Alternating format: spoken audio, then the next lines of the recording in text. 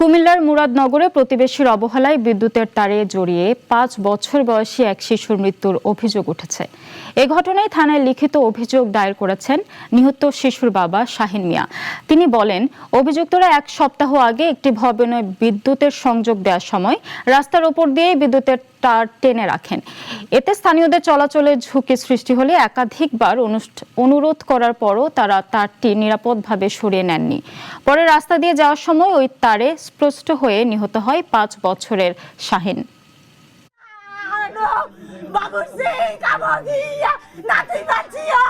টাকা আছে টাকা কি তাইছে আমি গরিব হইতে পারি আমি কিন্তু আমি বাচ্চা হারাইছি আমি বাচ্চা কিন্তু অনেক কষ্ট করে পাচ্ছি ৫০০০ টাকা চাইছি আমরা মানে আমি সুষ্ঠু বিচার চাই।